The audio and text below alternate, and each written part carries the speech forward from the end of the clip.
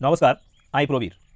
পশ্চিমবঙ্গ বিজ্ঞান মঞ্চের মেধা অন্বেষণ, বাঁকুড়া জেলা কমিটির জেলা বিজ্ঞান মানসিকতা ও মেধা অন্বেষণ 2024 এই উপলক্ষে আমরা খুব অল্প সময়ের মধ্যে সপ্তম শ্রেণীর জন্য যে পরীক্ষার প্রস্তুতি স্বরূপ 10টি ভিডিও আপলোড করেছিলাম, তাতে বেশ কিছু প্রশ্ন তোমরা কিন্তু কমন পেয়েছো।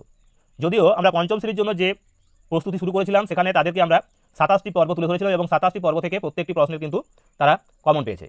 কিন্তু আমাদের এই সপ্তম শ্রেণীর জন্য আমরা যে গণিতের সমস্যার সমাধান তুলে ধরেছিলাম সেক্ষেত্রে মাত্র 10টি পর্ব তুলে ধরেছিলাম। সেই 10টি পর্বকে যদি আমরা খুঁটিয়ে দেখি তাহলে দেখা যাচ্ছে যে প্রায় 20টি প্রশ্নের সমাধান কিন্তু তোমরা এই আমাদের এই ত্রিনেত্র চ্যানেলের মাধ্যমে পেয়েছো।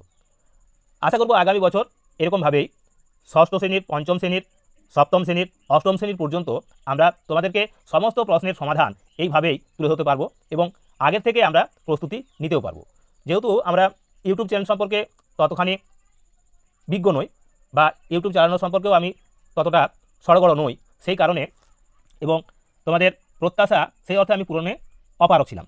তো আস্তে আস্তে আশা করব যে আগামী দিনে তোমাদের আরও দ্রুততার সঙ্গে আরও বেশি ভিডিও এবং আরও বেশি যাতে করে তোমরা কমন পাও, 30-এ 30 যাতে করে আগামী দিনে পেতে পারো, সেই লক্ষ্যে তোমাদের আমরা প্রস্তুতি শুরু করে দেবো আগাম। তো সেই কারণে যারা আমাদের সঙ্গে দীর্ঘদিন ধরে ছিলে এবং আমাদের এই ইউটিউব চ্যানেলের প্রত্যেকটি ভিডিও, প্রত্যেকটি অঙ্কের সমাধান খুঁটিয়ে দেখেছো, তারা আজকের প্রশ্নপত্রটা অর্থাৎ 2 তারিখে যে তোমরা পরীক্ষা দিয়েছো, যে সমস্ত পরীক্ষার্থীরা সপ্তম শ্রেণীর, তোমরা মিলিয়ে নেবে যে কী প্রশ্ন কিন্তু আমাদের তোমরা এই ত্রিনেত্র চ্যানেল থেকে পেয়েছিলে, তার সমস্ত উত্তরটা এবং এই 2 তারিখে ঘটে যাওয়া বা হয়ে যাওয়া প্রশ্নের সমাধানও কিন্তু আজ আমরা তোমাদের তুলে দিচ্ছি। তো সেই কারণে বলবো সম্পূর্ণ ভিডিওটা দেখো, সেই সঙ্গে লাইক, কমেন্ট এবং শেয়ার করবে। আর তার সাথে সাথে অবশ্যই চ্যানেলটি সকলে সাবস্ক্রাইব করে আগামী দিনে যাতে করে এরকমই গুরুত্বপূর্ণ ভিডিওগুলো সবার আগে তোমাদের কাছে পৌঁছে যায়, সেই কারণে অবশ্যই চ্যানেলটিকে সকলে সাবস্ক্রাইব করে রাখবে।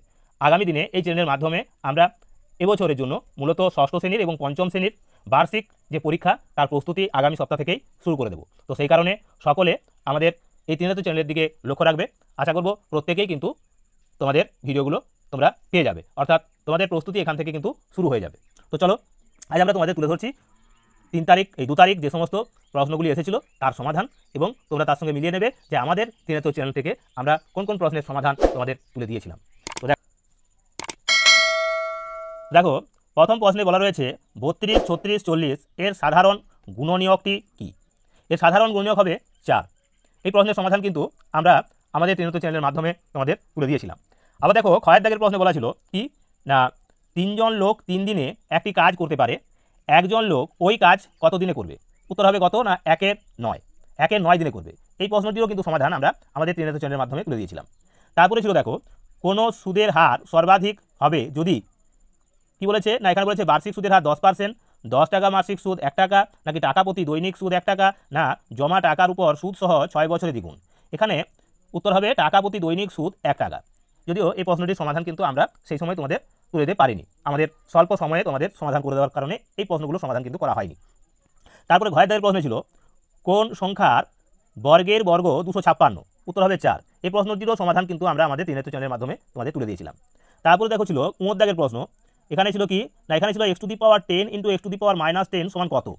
মনে রাখবে এখানে সূচকগুলো প্লাস মাইনাস আছে রয়েছে, একই নিধানের সূচক বা ঘাত যদি কি হয় না তখন গুণের সময় কি হবে না যোগ হবে। এক্ষেত্রে আমরা পাবো কত না x⁻0 হবে অর্থাৎ 1 হবে, অর্থাৎ উত্তর হবে 1। তাহলে x⁻0 সমান হবে 1। উমর দাগের প্রশ্ন, এটিও সমাধান করা হয়নি তখন। x সমান হচ্ছে 4, y সমান 3, z সমান 1, p সমান 0 হলে xy - 2p/2y সমান কত হবে? এক্ষেত্রে হবে 2, কারণ xy সমান হলো 4 3 12 হবে, মাইনাস 2p অর্থাৎ p এর মান যেহেতু 0 তাই এটা 0 হয়ে যাবে, আর এটা 2y, এখানে 2y সমান কি আছে, এটা 2y আছে, তাহলে 2y, y এর মান কত না y এর মান এখানে বলা আছে 3, তাহলে 6, অর্থাৎ 12কে যদি আমরা 6 দিয়ে ভাগ করি তাহলে পাবো 2। তো এটা হবে। এবার দেখো 6 দাগের প্রশ্নে বলা ছিল কি না x⁻a - b × x⁻b - c এবং x⁻c - a এর সরলতম মান কত হবে? এর সরলতম মানও কিন্তু হবে x⁻0 সমান 1 হয়ে যাবে। ত্রিভুজের সর্বসমতার শর্তে কোনটি ঠিক নয়? বর্গীর প্রশ্নে বলা ছিল ত্রিভুজের সর্বসমতার শর্তে কোনটি ঠিক নয়। এখানে যে অপশনগুলো ছিল সেক্ষেত্রে এই এ অর্থাৎ অ্যাঙ্গেল এভাবে কিন্তু সর্বসমতার কোনো শর্ত নেই, তাই এটা হবে না। এবার ঝয়ের দাগে ছিল কি একটি ত্রিভুজের সর্বাধিক কয়টি কোণ সমকোণের থেকে বড় হতে পারে? এটা কিন্তু তোমাদের করানো ছিল কি না একটি, একটি হচ্ছে উত্তর হবে তাহলে একটি কোণ হতে পারে যা 90 ডিগ্রি থেকে বড়। এবার ইঁর দাগের প্রশ্নে ছিল কি বর্গক্ষেত্রের পরিসীমা 4x + 8 একক হলে বাহুর দৈর্ঘ্য কত? বাহুর দৈর্ঘ্য হবে তখন x + 2। এই প্রশ্নটির সমাধানও কিন্তু করে দেওয়া ছিল আমাদের ত্রিনেত্র চ্যানেলে। কারণ এখানে কি হবে না, এখানে 4 কমন আসবে, তাহলে থাকবে কি, ভিতরে থাকছে x + 2। অর্থাৎ আমরা কি জানি না, বর্গক্ষেত্রের পরিসীমা হলো 4 × বাহু, তাহলে বাহুটা হবে কত না x + 2। এবার শূন্যস্থান পূরণ করো, 2 এর দাগে যে প্রশ্নগুলো ছিল সেখানে বলা ছিল কি না a + 1/a = 2 হলে a × a - 2 = কত, তার মানে সমান কত হবে? তাহলে সেটা হবে কত না -1। এই প্রশ্নটির সমাধানও কিন্তু আমরা আমাদের ত্রিনেত্র চ্যানেলের মাধ্যমে তোমাদের তুলে দিয়েছি। তো দেখো তারপরে ক্ষয়ের অঙ্কটা এটাও কিন্তু করে দেওয়া ছিল, কি ছিল না, x, y অপেক্ষা বড় হলে a x, y ও 0 অঙ্ক 3টি দ্বারা সৃষ্ট 3 অঙ্কের ক্ষুদ্রতম সংখ্যাটি হবে তাহলে কত না 100y + x। এটি হবে এর উত্তর। এবার গয়ের দাগের প্রশ্নটা দেখো, বলা ছিল কি না x + 9/x = 6 হলে x² + 9/x² = কত হবে? 10 হবে। এই প্রশ্নটি অর্থাৎ এই ক্ষয়ের দাগের প্রশ্নটি সমাধান করা ছিল। আবার এই গয়ের দাগের প্রশ্নের সমাধান কিন্তু আমরা করতে পারিনি, তবে এই ক্ষয়ের দাগের প্রশ্নের সমাধান করা ছিল একটু অন্যভাবে ছিল। এখানে ছিল 1 এর 2 এর নিকটতম সংখ্যা কত হবে না 2 এর 4, অর্থাৎ আমরা এর সমতুল্য একটা ভগ্নাংশ লিখে দেবো, তাহলেই হবে নিকটতম সংখ্যা।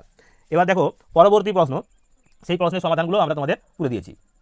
তো এবার দেখো উমর দাগের প্রশ্নে বলা ছিল কি p × p⁻³ × p⁵ × p⁻7 এই গুণফলের p² এর শক্তি হলো কি না, টোটাল আমরা পাচ্ছি p এর পাওয়ার হলো কত না 16, সমান সমান আমরা লিখতে পারি p² মানে এর শক্তি হবে কত না 8, p² এর শক্তি হলো তখন 8, এটা হবে এর উত্তর, 8 হবে। এবার এই 6 দাগের প্রশ্নের সমাধান কিন্তু আমরা আমাদের ত্রিনেত্র চ্যানেলের মাধ্যমে করেছিলাম। এখানে ছিল কি না 11/9, 0.35, √ কত আছে না 81, 12%। এদের মধ্যে ভিন্ন প্রকৃতির হলো কত না 11/9। এই অঙ্কটিও কিন্তু তোমাদের সমাধান করে দেওয়া ছিল। এবার দেখো 3 দাগের প্রশ্নের উত্তর দাও, কি ছিল না -2x + -3x + -10x = কত না -15x। অর্থাৎ এগুলো সমস্তটাই আমরা যোগ করে দেবো এবং সাইনটা কি আছে না মাইনাস আছে, মাইনাস বসবে। তো এই কয়ের দাগের অপশন এই এখানে নেই, এখানে আমরা সমাধান করব কত পাবো -15x। এবার এখানে ছিল কি 3 to the power 2 2 two the পাওয়ার আবার 3 এবং 3 টু দি পাওয়ার 2 তার হোল টু দি পাওয়ার 3 এর কোনটি বড় না, এই 3 to the power 2 2 two the power 3 এটা সমান হলো 3 টু দি পাওয়ার 8 এবং 3² হোল টু দি পাওয়ার 3 সমান হলো 3 টু দি পাওয়ার 6, তার মানে 3 টু দি পাওয়ার 8 বড়, তার মানে এটা হবে 3 to the power 2 2 two the power 3, এটা বৃহত্তর 3 to the power 2 whole to the power 3 থেকে। আবার এখানে ছিল গয়ের দাগের প্রশ্নে রম্বসের ঘূর্ণন কেন্দ্রটির অবস্থান কোথায় হয়। এটা কিন্তু আমরা পরীক্ষার দিনে তোমাদের কি করেছিলাম না কমিউনিটি পোস্টের মাধ্যমে তোমাদের এই প্রশ্নের সমাধান কিন্তু তুলে ধরেছিলাম। রম্বসের ঘূর্ণন কেন্দ্রটির অবস্থান কোথায় হয়? কর্ণদ্বয়ের ছেদবিন্দুতে অবস্থিত, সবসময় মনে রাখবে কর্ণদ্বয়ের ছেদবিন্দুতে অবস্থিত, এটা হতো উত্তর। আমরা কিন্তু এর উত্তরটাও কিন্তু তোমাদের কমিউনিটি পোস্টের মাধ্যমে আমরা তুলে দিয়েছিলাম ত্রিনেত্র চ্যানেলে। এবার দেখো ঘয়ের দাগের প্রশ্ন, বলেছে একটি বাড়ির 1/4 অংশ রং করা হয়েছে, বাড়িটির রঙের শতকরা কত অংশ বাকি আছে? তার মানে বাকি আছে সমান 1 - 1/4 × 100% সমান হবে কত না 75%। এই প্রশ্নের সমাধানও কিন্তু করে দেওয়া ছিল। এবার ছিল কি এই প্রশ্নটির সমাধান কিন্তু আমরা শেষ দিনে তোমাদের করে দিয়েছিলাম। দেখো এখানে ছিল কোন বৃহত্তম সংখ্যা দিয়ে 164 এবং 229কে ভাগ করলে 4 ও 5 অবস্থ থাকে। এক্ষেত্রে 164 থেকে 4 বিয়োগ 160 হলো, আর 229 থেকে 5 বিয়োগ করে 224, এদের আমরা কি করব গসাগু, তাহলে বৃহত্তম সংখ্যাটা পাবো কত না 32, তাহলে হতো কত না 32 হতো উত্তর। এবার দেখো 6 দাগের প্রশ্ন, বলা ছিল কি না 3টি ক্রমিক সমানুপাতি সংখ্যার গুণফল 64 হলে মধ্য সমানুপাতি কত হবে? তাহলে 3টি ক্রমিক সমানুপাতি সংখ্যার গুণফল 64 হলে মধ্য সমানুপাতি হবে 4q সমান হলো কি না 64। এবার মধ্য সমানুপাতি তাহলে কি না, মধ্য সমানুপাতি হলো এই 64-র ঘনমূল মানে 4 হবে, অর্থাৎ আমরা 64 সংখ্যাটা যে সংখ্যাটা দেওয়া রয়েছে গুণফলটা তার আমরা কি করব ঘনমূল বার করব, তাহলেই পাবো 4। তাহলে সেই 4 হবে এক্ষেত্রে 3টি ক্রমিক সমানুপাতির মধ্য সমানুপাতি। এবার 6 দাগের প্রশ্নে বলা ছিল কি না x - y = 2 এবং xy = 24 হলে x² + y² সমান কত? তাহলে x² + y² এর সূত্র রয়েছে একটি x - y তার হোল স্কোয়ার প্লাস 2xy, তাহলে x - y সমান কি না 2 তার হোল স্কোয়ার প্লাস 2 × 24 সমান কত না 4 × 4 প্লাস হচ্ছে 48 সমান 52 বা 52, এটা হতো এর সমাধান। এবার দেখো বর্গীর জয়ের দাগের প্রশ্নটা কি রয়েছে না, একটি বর্গক্ষেত্রের দৈর্ঘ্য ছিল 1/2 অংশ বৃদ্ধি পেয়ে বড় বর্গক্ষেত্র তৈরি হলে বড় বর্গক্ষেত্র ও বর্গক্ষেত্রটির ক্ষেত্রফলের অনুপাত কত? এক্ষেত্রে আমরা যদি ধরে নিই যে বাহুটা ছিল কি বর্গক্ষেত্রের বাহু ছিল a, তাহলে বৃদ্ধি পেয়ে হচ্ছে কত না a + এ ইন্টু 1/2 তার হোল স্কোয়ার, এটা হবে বর্গক্ষেত্রটির ক্ষেত্রফল সমান সমান আমরা পাবো কত 9a²/4। এটা হবে আমাদের যেটা নতুন তৈরি হবে যে বড় বর্গক্ষেত্র তার ক্ষেত্রফল। আর পুরোনোটার ক্ষেত্রফল তাহলে কত না এ তার বাহু ধরেছি তাহলে স্কোয়ার, অর্থাৎ 9a²/4 স্কোয়ার অনুপাত করলে এটা পাবো সমান সমান হবে কি না 9a² 4 অর্থাৎ স্কোয়ার কেটে গেলে 9:4 হবে এর সঠিক উত্তর। তো এবার চলো বাকি যে প্রশ্নগুলো রয়েছে তারও উত্তর কিন্তু আমরা করে দিয়েছি, সেটাও তোমরা দেখে নাও এবং মিলিয়ে নাও যে তোমরা কে কেমন করে এসেছো। তো দেখো তারপরের প্রশ্নগুলো, এখানে ছিল অঙ্কগুলি খাতায় করতে হবে তোমাদের, সেখানে ছিল কিন্তু 3 দুগুণে 6 নম্বর। সেখানের প্রশ্নগুলোতে ছিল কি না an প্লাস 1/bn সমান সমান 2a হলে bn প্লাস 1/an কত। তো এই অঙ্কটা কিন্তু আমরা করে দিয়েছিলাম।